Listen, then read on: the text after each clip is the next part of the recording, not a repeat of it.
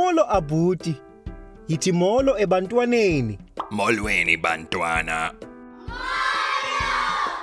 Ingaba nikulungele ukufunda isiXhosa bantwana?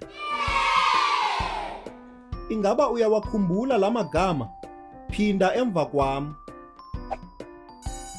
Ndiya esikolweni. Ndiya ezivenkileni. Ndiya esibhedlele. Ndiya ecaweni. Ngoku masifunde amanye amagama amatsha. Phinda emva kwam. Namhlanje, izolo, ngomso, namhlanje ndiya esikolweni. Ngomso ndiza kuya esikolweni. Izolo bendiye esikolweni. Kulungile. Ngoku lelakho ixesha. Ungayifumana inguqulelo echanekileyo?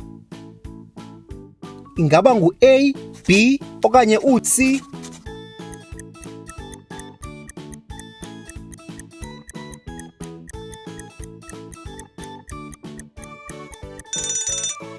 A. Uchanuxwethe. Kuleyo na, ungayifumana inguqulelo echanekileyo? Ingaba ngu-A, B okanye u-C?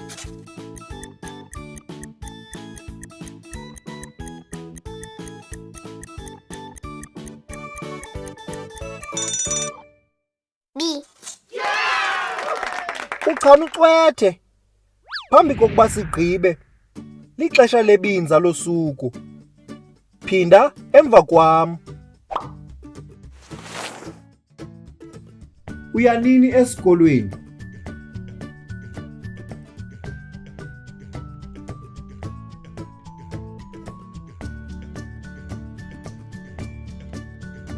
Ubuyile esikolweni izolo?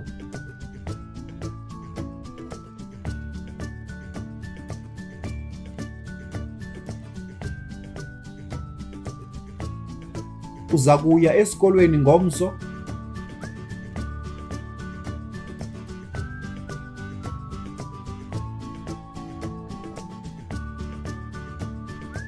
Uza kuya esikolweni namhlanje?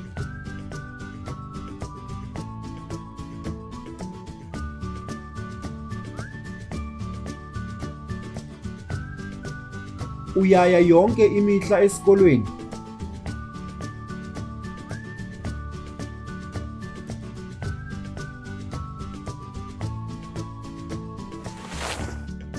Uyabona? Kulula. Lixesha lokufunda nokubhala. Ingaba ninazo incwadi zenu bantwana?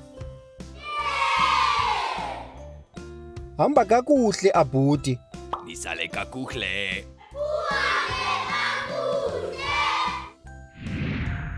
Siza kubonana kwixesha elizayo. You can also visit our website to see what other language learning materials we have to offer. Also, visit our YouTube channel to see what we are up to.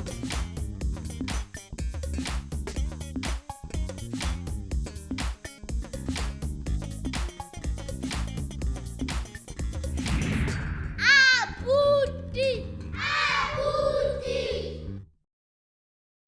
Re mo kgweding efe?